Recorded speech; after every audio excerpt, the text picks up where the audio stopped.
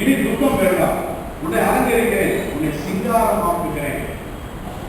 சங்கீதம் 51:12 பார்க்கும் பொழுது 51ஆம் சங்கீதம் 12ஆம் வசனம் நாம் நன்கு அறிந்த வசனம். 51ஆம் சங்கீதம் 12ஆம் வசனம், ரட்சிப்பின் சந்தோஷத்தை திரும்ப எனக்கு ஆறு. ரட்சிப்பை இழந்து விட்டேன், மீட்பை இழந்து விட்டேன். காரணம், என்னுடைய பாவத்தின் நிமித்தமாக மீட்பின் அனுபவத்தை இழந்து சந்தோஷத்தை இழந்து விட்டேன். இழந்து போன சந்தோஷத்தை திரும்ப இழந்து சொல்கிறார். என்னுடைய பாவத்தின் நிமித்தமாக நான் மகிழ்ச்சியை இழந்து சந்தோஷம் இல்லாமல் துன்பமாக வாழ்கிறேன், சாம்பலிலே தொடர்கிறேன். எனவே ரட்சிப்பின் சந்தோஷத்தை திரும்ப எனக்கு இழந்து போன சந்தோஷத்தை திரும்ப எனக்கு சொல்கிறார். நம்மை பாவிகளாக நம்மை ஆண்டவர் என்ன செய்கிறார்? இயேசு கிறிஸ்து அலங்கரிக்கிறார். எப்படி அலங்கரிக்கிறார்? பாவிகளாக நம்மை அழகாக மாற்றுகிறார். பாவிகளாக நம்மை சௌந்தரியம் உள்ளவராக்குகிறார். ஏசாயா 53:2 சொல்லுங்கள். ஏசாயா 53:2 எப்படி வாசிக்கிறார்? எப்படி நம்மை அலங்கரிக்கிறார்? எப்படி நம்மை அழகுள்ளவர்களாக மாற்றுகிறார்? எப்படி நம்மை சௌந்தரியம் உள்ளவர்களாக மாற்றுகிறார்? வாசிங்கள்.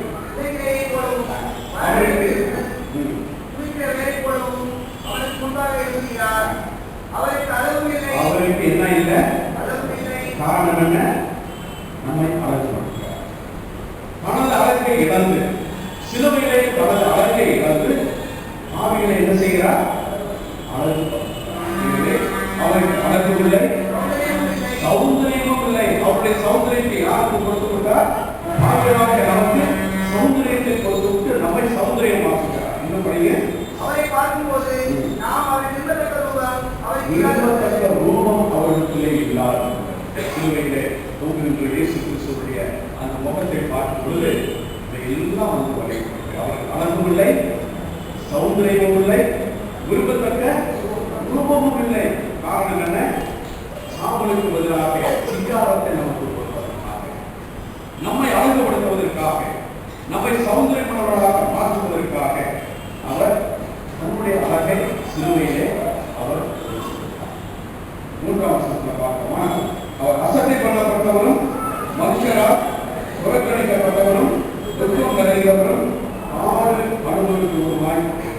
எதற்காக அவர் அசட்டை பண்ணப்பட்டார்? எதற்காக அவர் புறக்கணிக்கப்பட்டார்? எதற்காக துக்கம் நிறைந்தவராக காணப்பட்டார்? எதற்காக பாடுபட்டார்? உங்களின் நிலையில் அழகுபடுத்துகிறார். நமக்கு சாம்பலுக்கு பதிலாக சிங்காரத்தை கொடுப்பதற்காக அவர் அசட்டை பண்ணப்பட்டார். சாம்பலுக்கு பதிலாக சிங்காரத்தை கொடுத்து அழகுபடுத்துவதற்காக, ஒரு பாவியை அழகுபடுத்துவதற்காக அவர் புறக்கணிக்கப்பட்டார். நம்மை அழகுபடுத்துவதற்கு அவர் நம்முடைய அழகை இழந்தார். நம்மை சௌந்தரியமுள்ளவர்களாக மாற்றுவதற்கு நமது சௌந்தரியத்தை அவர் இழந்தார். அப்படின்னா இந்த 2 நாட்களிலே சாம்பல் நமக்கு பாரம்பரியம் வேண்டாம்.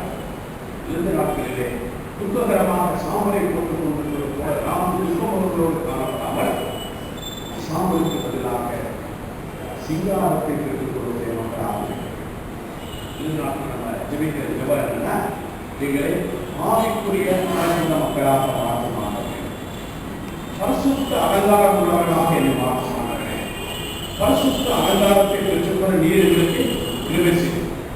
ஆவிக்குரிய பிரகாரமாக நீரில்லை, அலங்கரியும். உலக பிரகாரமான அலங்காரம் அல்ல, ஆவிக்குரிய அலங்காரம். பரிசுத்த அலங்காரத்திலே கர்த்தரை தொழுதுகின்ற அநேக ஆலயங்களில் வசனம் சொல்லலாம். பரிசுத்த அலங்காரத்திலே கர்த்தரை தொழுது கொள்ளுங்கள். என்னை பரிசுத்த அலங்காரமாக, ஆவிக்குரிய பிரகாரமாக என்னை அலங்காரமாக்கும் ஆண்டவரே என்று சொல்லி 2 நாட்களிலே நம்மை அலங்கரிப்பது, பரிசுத்த அலங்காரமாக்குவதற்கு, ஆவிக்குரிய அழகு பெறுவதற்கு, ஆவிக்குரிய சௌந்தரியத்தை நாம் பெற்றுக் கொள்வதற்கு 2 நாட்களே நாம் பயன்படும். துக்ககரமாக துக்கமுகத்தோடு 2 காலம் அதை செய்யக்கூடாது இதை செய்யக்கூடாது என்று சொல்லி துக்ககாலம் என்று நினைப்பதை நாம் தவிர்த்துவிட்டு இது ஒரு அலங்கரிக்கப்படுகின்ற ஒரு காலம். எப்படி அலங்கரிக்கப்படுகின்ற காலம்?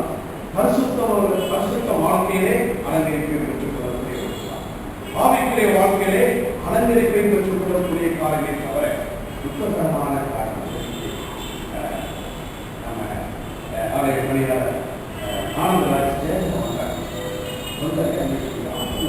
வைக்கிறாமையா ஆத்துல பிரபலம் சேர்க்கிறாமையா அப்படின்னு துக்க வேகமாக தீர்க்க போகலாம் இருக்கு நல்ல